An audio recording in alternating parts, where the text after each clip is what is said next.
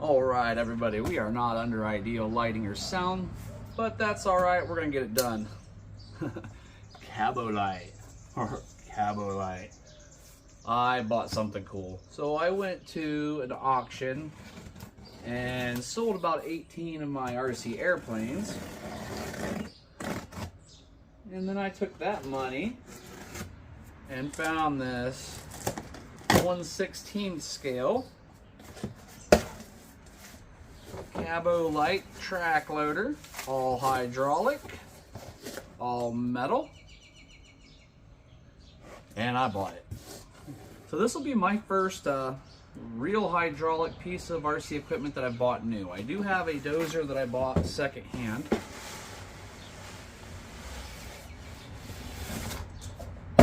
From Sean over at Sean's RC Construction, good friend of mine, and it has been an awesome piece of machinery and has made me want more.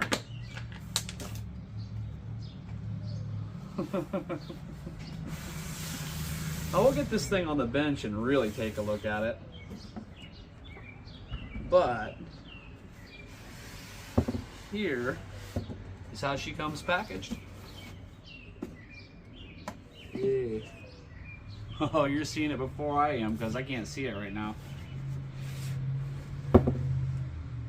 Oh wow. So we're gonna get this all out, get it on the bench and have a real good look at it. Our radio.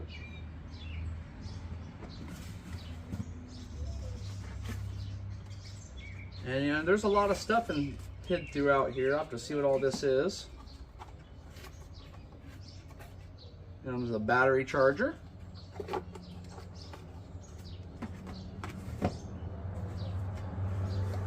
Oh, come on. You're just going to lift right out of there nice. Oh, it lifted out nice and easy.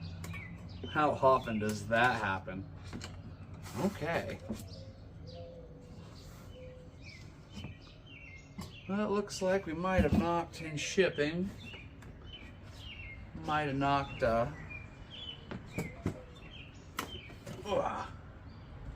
cap off the light, but that just pops right back on there. I'll put a dab of glue and we'll be good to go. That is a heavy little guy. But yes, look at that. Oh yeah, it all opens up. Here's our battery storage.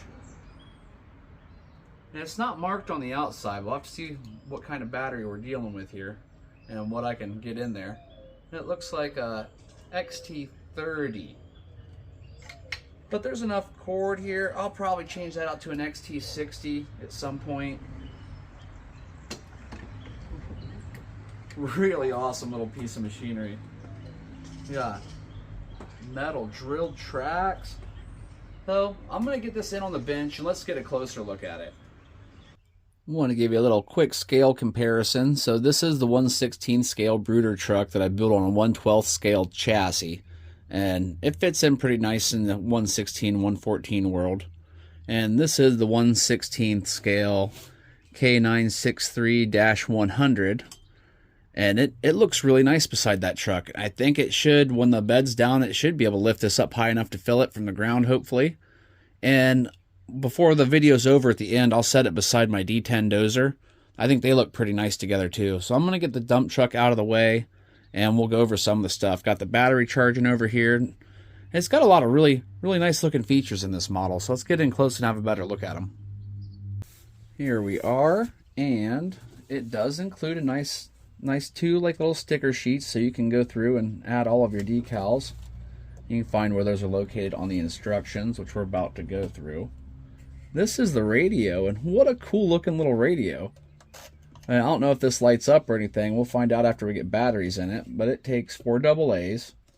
And it looks like we have a couple of places to go online. I'm imagining that you can probably download programs and updates and whatever else. This is the battery charger it includes. And it's a 20 watt, and it's a 3-cell charger. And the battery, I did find out in the instructions, is a 7,500 milliwatt hour 7.42S. So I don't know if this is only 2S or whether there's possibly 3S capable. That's something I'm going to have to research. I'm definitely not going to try because I do not want to fry anything in this. This was a pretty exciting purchase. Always exciting for me to get into a new type of machinery that I haven't messed with and start learning new stuff. That's just kind of the fun part for me. And this is definitely a learning curve. And it just gives you all your instructions and tells you about your battery and your B3 battery charger. And, you know, right now I've got my 2 red lights, so it is charging. And here's your on and off switch. It shows you is located right here. Spin this around. It is. I don't know. I'd have to weigh it and see how much it weighs, but it's not light. Next to my dozer, it's the heaviest piece of machinery I own, I'd say. All right, there's your on and off button. And it shows you a close-up exploded view of your receiver, the FlySky FS SR12.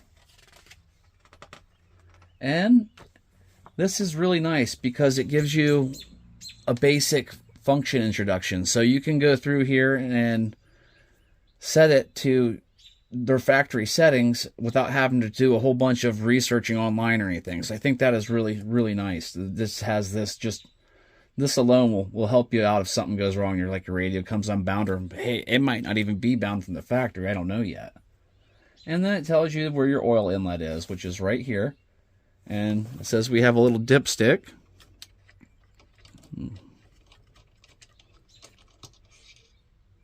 There's our dipstick. This flat piece right here is our max level. And it had, in the instructions here, it says that it did have fluid in it from the factory.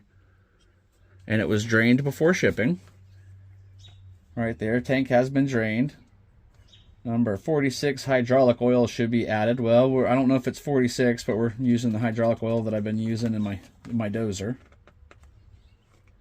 And let's see, does it give us... Yep, right here. Approximately 60 milliliters should be added. So we've got our syringe with approximately 60 milliliters. So we can add that, which... Hey, look, hydraulic oil on my instructions, which I'm finding out once you start playing with this hydraulic machinery, you smell like hydraulic fluid nonstop. Well, it goes through and gives you all of your functions, shows you where everything's at. And it looks like we control the tracks from the ends of the radios here. That should be a little bit different. And then, what is this? Okay, here's our rotary light on top. Driving mode on, danger alarm mode over here.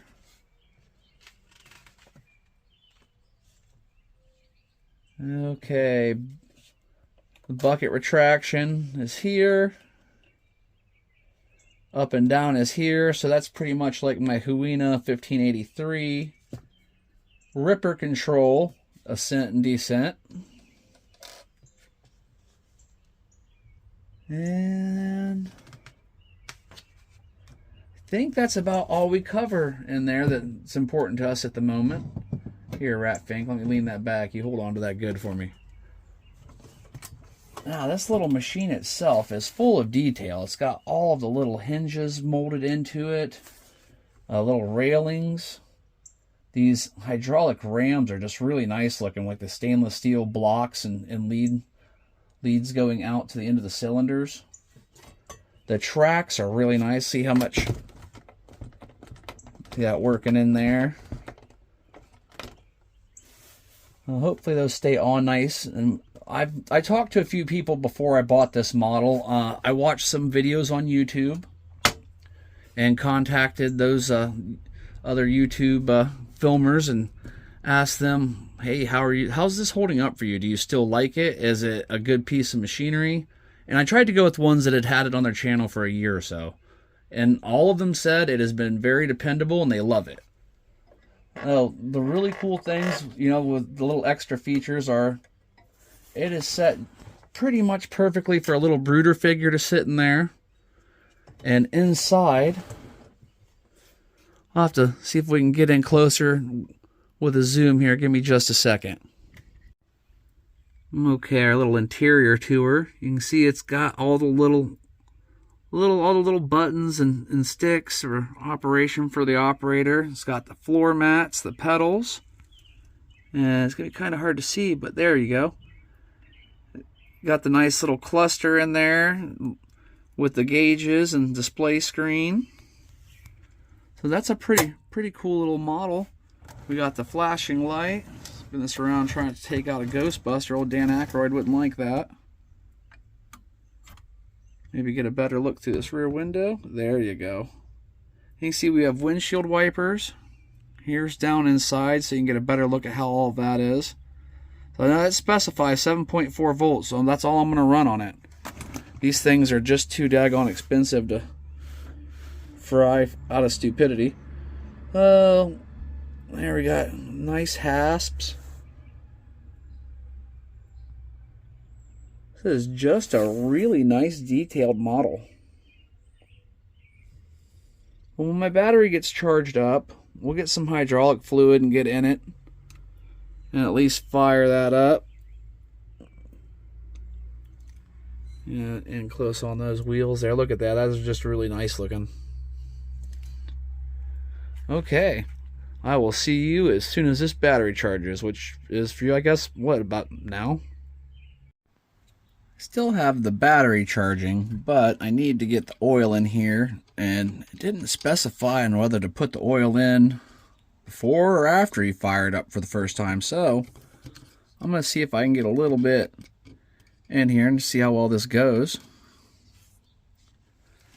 Okay, we're getting this depressor going. I figure we'll go till it either the syringe is empty or it starts overflowing. At that point, maybe I'll fire it on and try to cycle it a bit, because I imagine there's got to be some air bubbles. It's got to be an open reservoir system, I'd imagine. But there's got to be some bleeding and air bubbles you got to work through there, I would think. I mean, I could be wrong. Maybe it'll just work perfectly from the get-go. I mean, that would be ideal. I figured we'd go through the whole process of getting this thing going and fired up, because it's at least new and fascinating to me. I thought I would share that with everybody instead of just the normal, hey, this is what it looks like, I'll see you on the dirt pile or whatever. It seems just to be drinking all of it.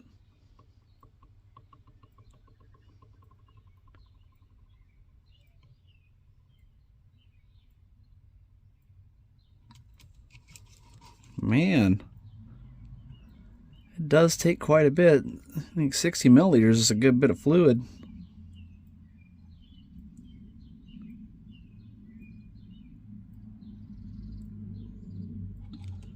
I think it's going to take it all, no problem. That's it. Okay. Well, this being clear, I imagine it's going to be kind of hard to check with the dipstick, but let's see what the dipstick says.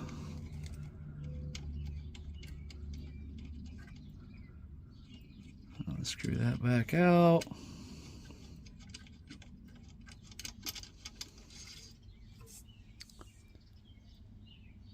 Oh, we have fluid on it.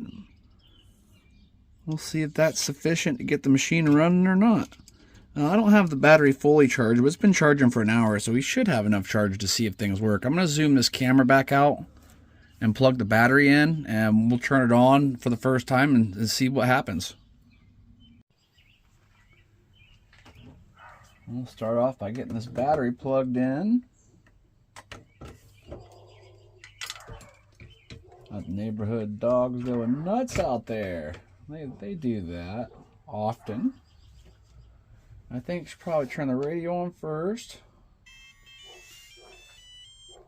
Oh, I'm happy chiming. Please turn the SWA to see the highest position. So all these switches up. And I think we're good. Okay, so I'm gonna... Oh, it made a noise. it's bound up. Tracks work. We have fluid. The fluid's working already. Oh, wow, that is fast.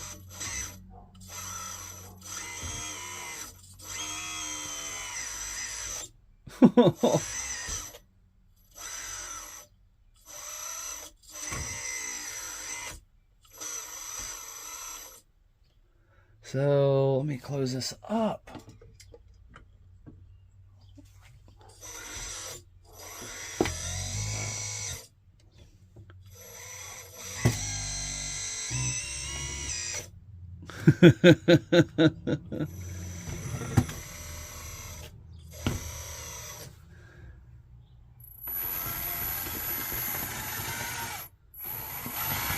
That's full speed.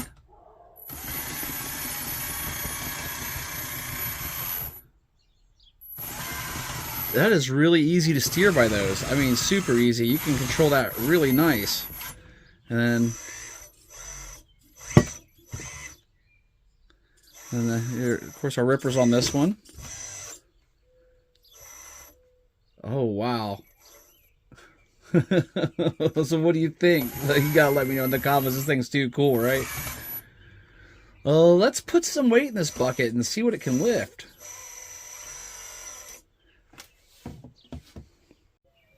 Okay, I have 7.5 pounds of plate weights in there.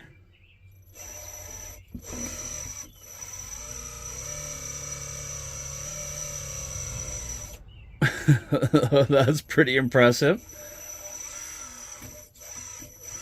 So, let's throw another 2.5 pounder on there.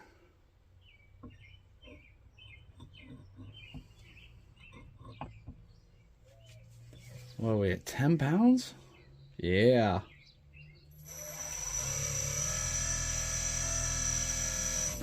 Okay, no problem.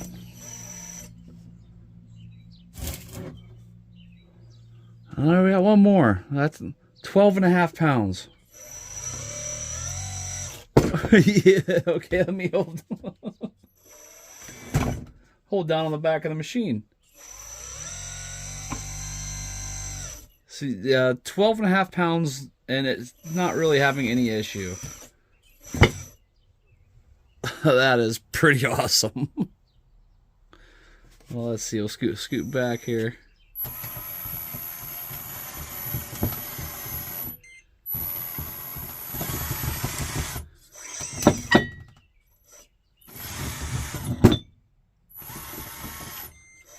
I'm just kind of moving this stuff around just to see what kind of power we're dealing with.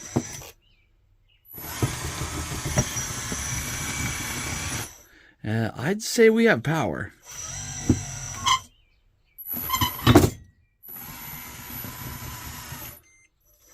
Okay, so that is your basic setup and operation. And this thing, I think they did a good job of thinking about design, because it is super simple to drive. And you lock all your position switches up, turn it on, make sure you have your 60 milliliters in there and your battery charged. And that's pretty much all there is to it. Let me get out my D10. We'll set it beside that just so you can see in comparison to my 1/14 scale D10 to this 1/16 scale track loader. And I think they're going to play nice together. And real quick, lesson learned here, you got to put your ripper down before you can get your battery out. So you have to have that ripper at least down that far so you can get your battery tray open far enough to get your battery out. Now I can power it off.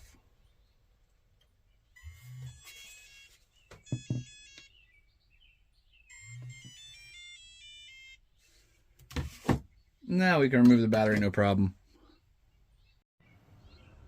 And there it is, besides the D10 60-pound hernia machine.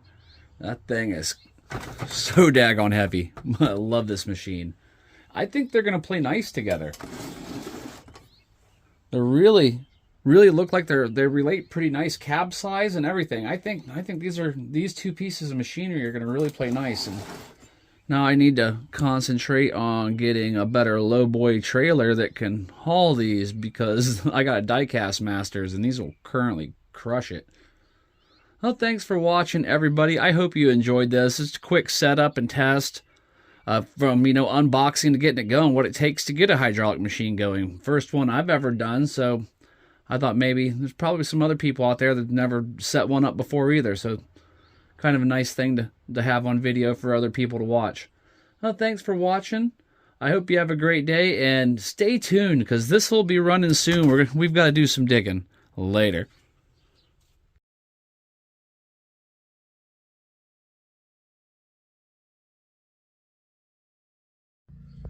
Just the weight of the ripper sitting back there when I slid this thing ripped a hole in the damn table. I told you this daggone D10's a beast.